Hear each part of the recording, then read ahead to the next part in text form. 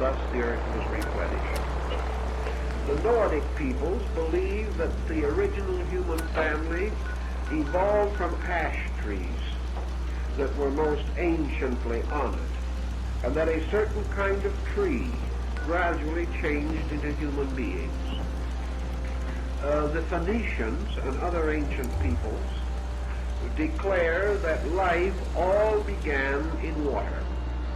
Now this is a very interesting point, because this belief was held by these people long before it had any significance whatever in modern thinking. In fact, the modern approach was, at least theoretically, a complete rediscovery of the hypothesis. We may suspect that someone turned the pages of an old book, but we're not in any position to know just who or when. But this ancient mud or slime, which was the origin of life, was called Elos. And from it came the word Ilium, which was the ancient name for the city of Troy. This ancient slime, by means of a process of corruption, disintegration taking place within itself, released monocellular or simple organisms. And from these simple organisms there grew gradually by evolution all of the animal, fish, bird, insect, and reptile forms of life. And that these various forms of life, gradually unfolding, finally resulted in the appearance of man. Now, for people thinking this through probably 4,500 to 5,000 years ago, that wasn't so bad. They were what we would say on the right track. Or if things should change in the course of time, can we trade a few things? We are on the wrong track together. At least that is the way we think about it at the present time.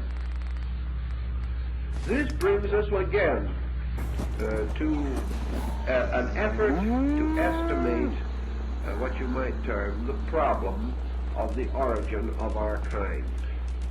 And at this stage, going back to the very shadowy phase of things, we can only say one of two things. Either that we will stick with the modern anthropological findings, which are in substance approximately what I have said, or else we must strive through ancient institutions of learning, and through tradition, through legend, and through ancient sacred sources, to see if we can enrich this story, and by so doing bestow upon it what we would like to term its esoteric overtones.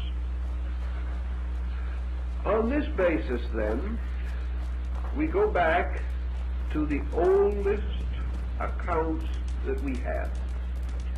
Accounts that have any tangible cultural significance to us today. I can go out here into the valleys back in California, or even not any further than the caves near Santa Barbara, and find writings on the walls. Writings of strange and primitive symbols. I've had probably 100 examples brought in here to have read. People want to know just exactly what those symbols mean. Such symbolic reading cannot be achieved. The most that we can hope to do is to suggest certain psychological reasons why primitive people should make use of certain symbols. Those symbols were devised by them for meanings that lived and died with them. We cannot be again one of them. Consequently, we cannot actually experience what they meant by these symbols, which have no alphabet, which have no formal structure as we know it, are but a small group, and probably are among the earliest pictoglyphic ancestors of hieroglyphs.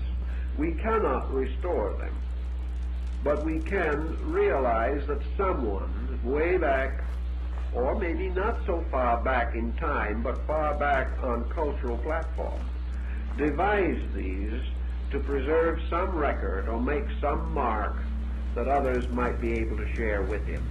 That was the beginning of this type of thing.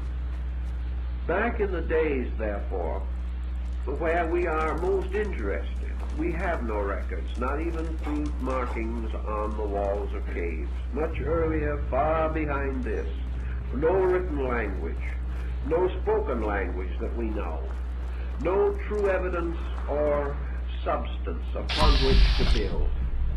We are groping back into the twilight of the pre-dawn of mind as we know it, and we cannot relive it.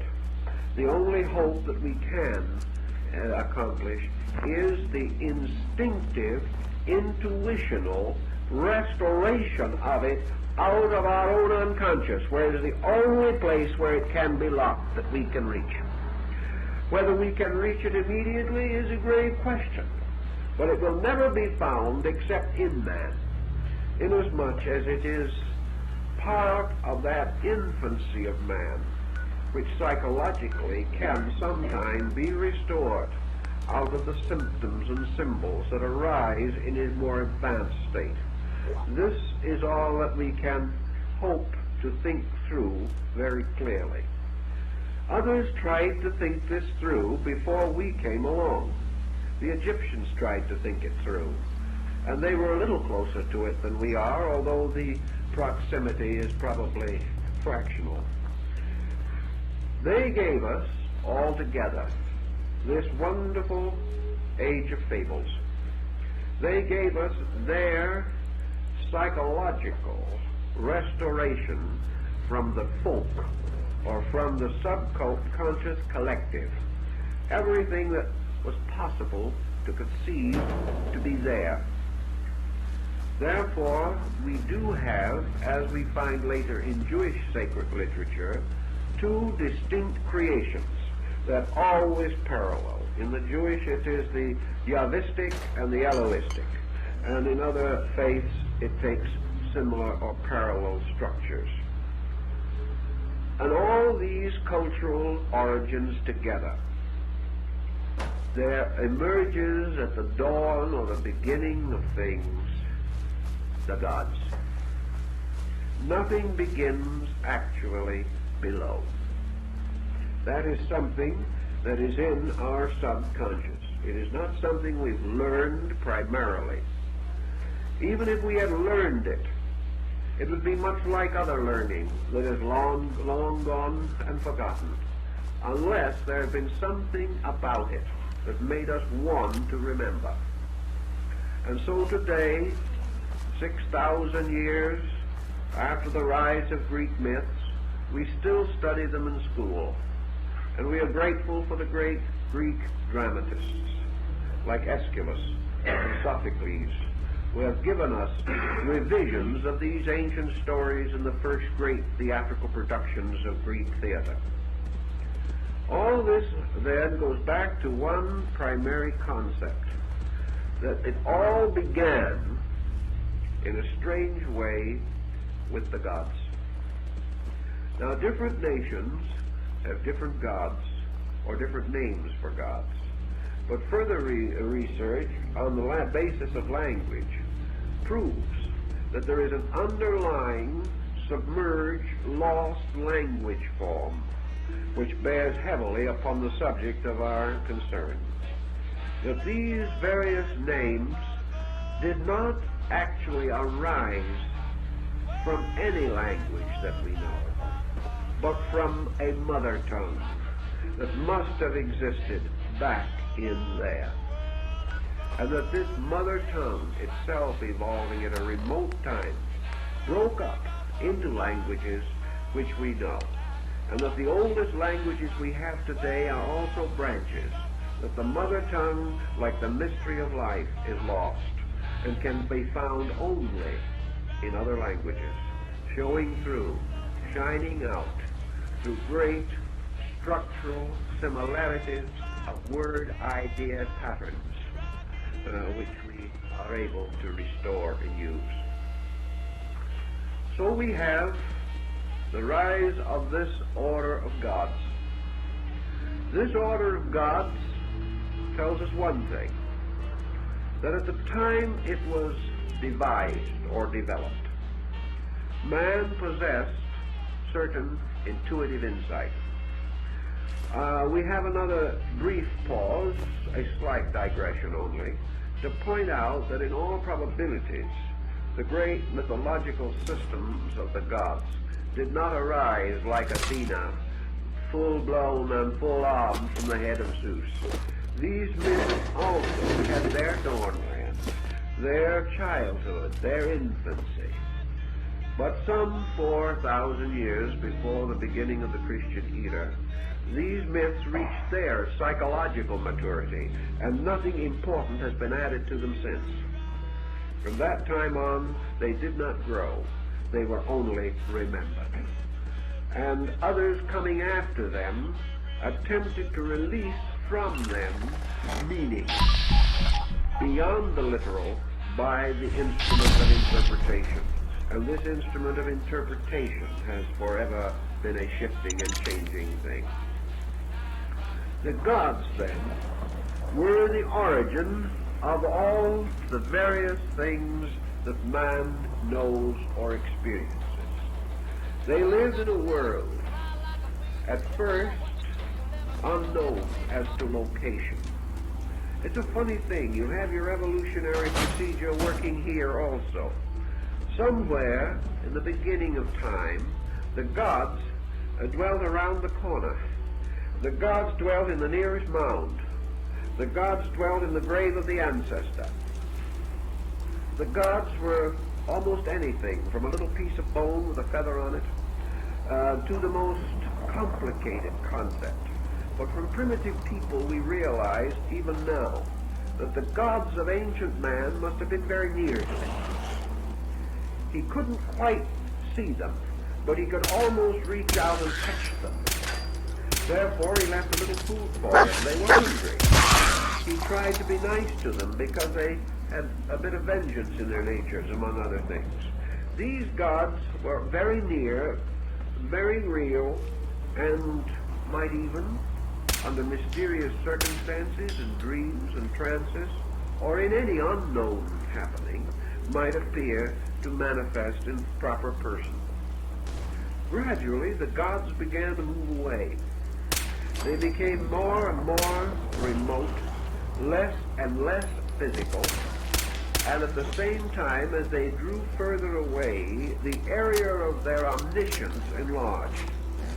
The original gods nearby could only perhaps understand the doings of a family by listening at the keyhole, so to say. He had his little shrine in the house and people talked to him, and that's how he found out things. And even today among primitive peoples it is not uncommon to have them punish deities or saints or other persons who do not appear to be taking proper care of the family. Down here in New Mexico at the present time, in the little mountain villages, you will frequently find an image of St. Joseph in a niche in the wall. He has been turned with his face to the wall as punishment for failing to perform his proper duties in the household. This is very near, but it is also a very primitive belief. But little by little, the gods moved away. But as they moved away, they became greater beings. They became vastly more important. And in the case of the Greeks, they moved to the mysterious, shadowy mountain peak of Olympus. And yet there were people in Greece, even in those days, that had climbed Olympus and knew there wasn't anybody on top. So you have another dimension coming in here. The gods not only dwelt there, but they dwelt in some invisible dimension. They were not just physical beings. They were beings that had greater powers, greater extensions of consciousness and understanding. Then, after a long period of time, these gods that had moved so very, very far away began to move closer again. And ultimately, all religions came to the same conclusion, namely that the divine power upon which man must depend for his survival is not under the hearthstone or in the ancestral grave, nor is it in the far and distant reaches of the sky on some Olympian height. This God is in ourselves, And in every people, this concept gradually turned and moved back again into man. Such a panorama is interesting and fascinating and well within the field of anthropology, because that is where the rise of the God concept in nature has its strongest research programs. However, we must go back to our main theme now, namely that man was created by some kind of spiritual being.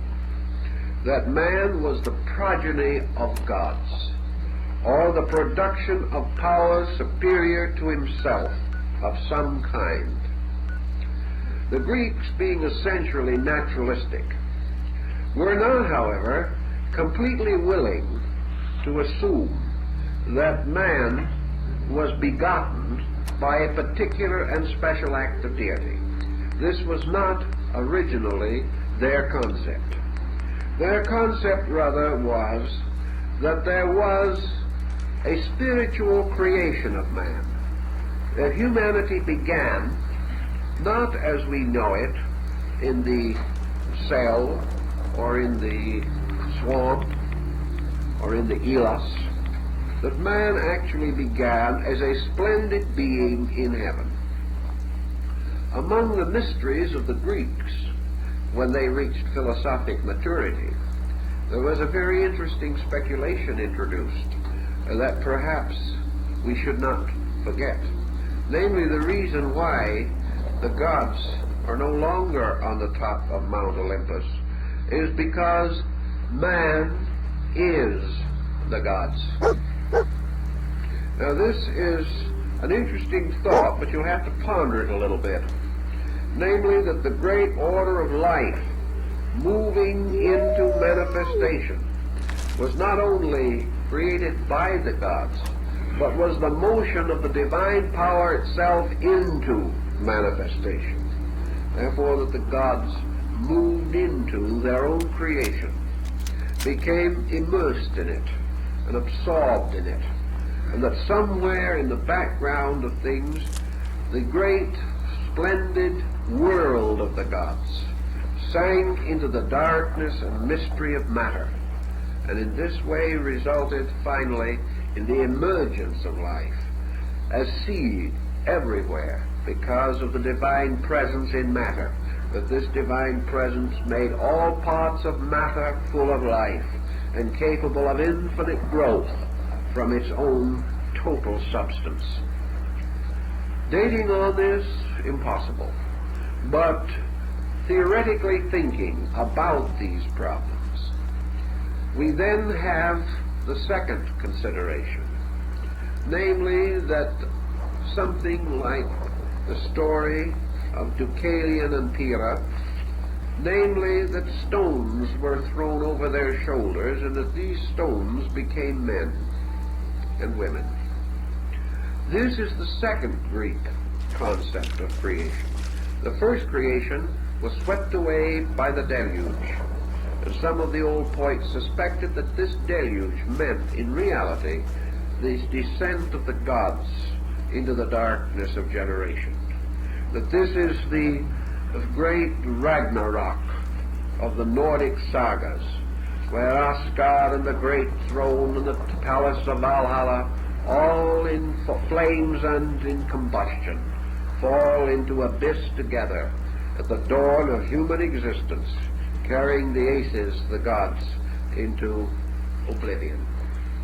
That all that survived was a new world and a new peace, and two human beings to carry on the mystery of creation. So these legends are archetypal, they have some meaning, we know that. We know they are too splendid, too deep, too broad, and in the case of most of them, too strangely and deeply pathetic to have no meaning.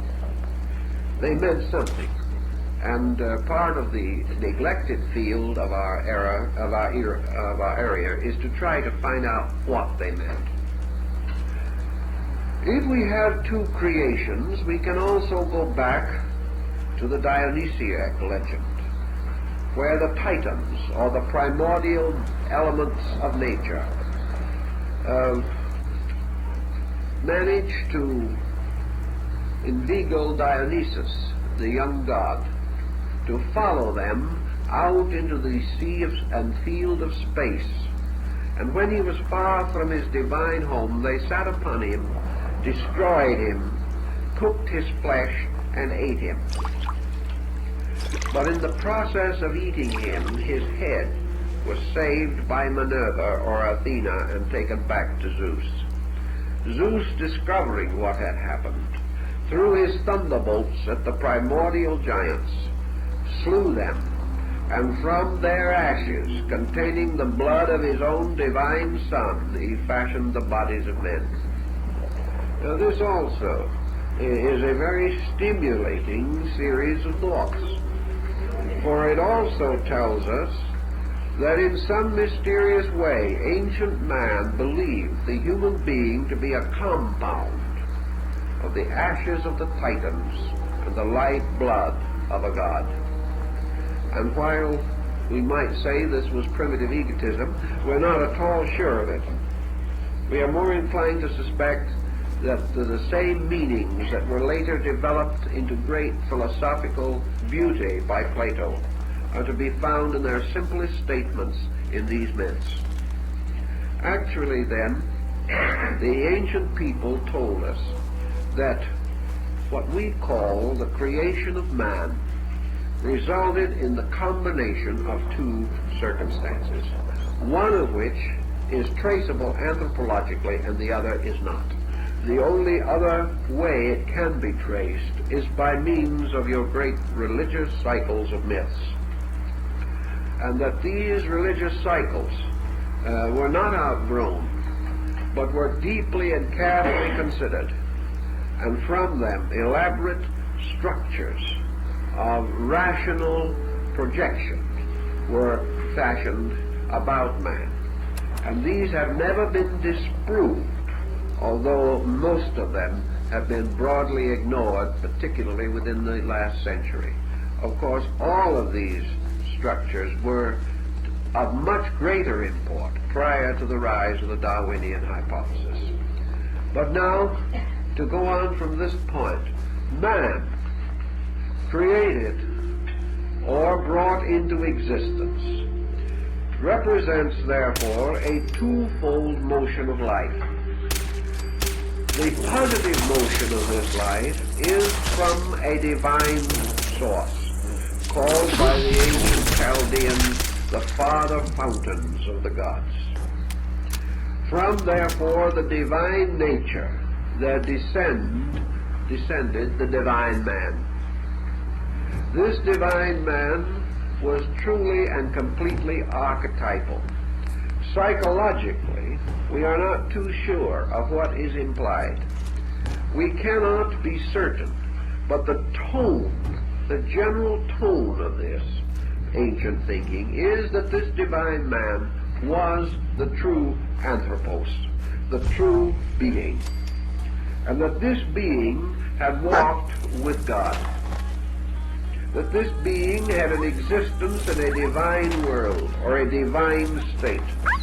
The ancients are not clear as to whether this divine state had been eternal or had risen from some previous state.